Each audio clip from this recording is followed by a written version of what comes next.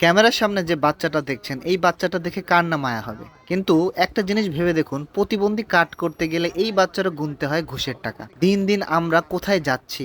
আসসালামু আলাইকুম গাইস, আমি জেকে। আজকে তারাস উপজেলা নির্বাহী অফিসারের কার্যালয়ের সামনে সমতল আদিবাসী লোকজন তাদের দুঃখ দুর্দশার কথা জানানোর জন্য হাজির হন। আসুন তাদের দুঃখ দুর্দশার কথা আপনারা নিজে কানেই শুনবেন। এই যে বাচ্চা দৃষ্টি প্রতিবন্ধী, এর নাম হলো সৌরভ।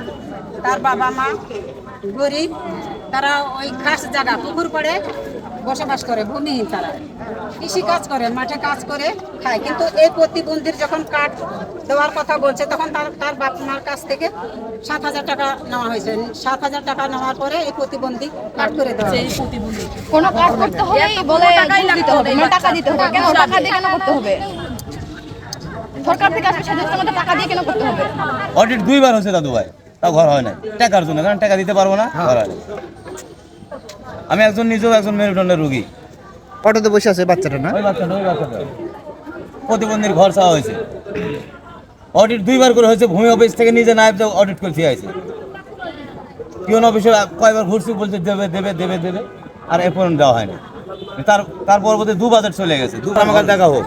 আচ্ছা, আপনারা সমতলের আদিবাসী যারা বিভিন্ন অভিযোগ করছেন এ পর্যন্ত, মূলত আপনাদের নেতা উনি অনেক সিনিয়র মানুষ, বীরেন বাবু, উনি নেতৃত্ব দিচ্ছে। উনি নেতৃত্ব দেওয়ার কারণে তো আমার সদরে কিচ্ছু নাই।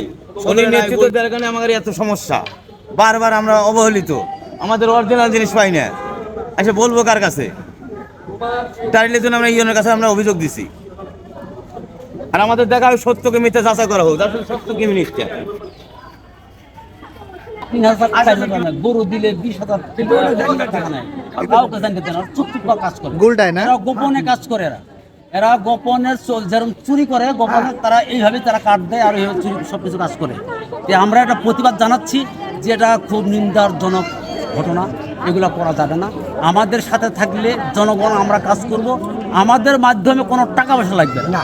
অবশ্যই আমরা সরকার দিচ্ছি, সরকারের টাকা জনগণ পাবে, এটাই আমরা চাই। আপনার নাম কি? আমার নাম মন্ত্রীচন্দ্র লাল, বাড়ি কোথায়? বাড়ি গুলটা।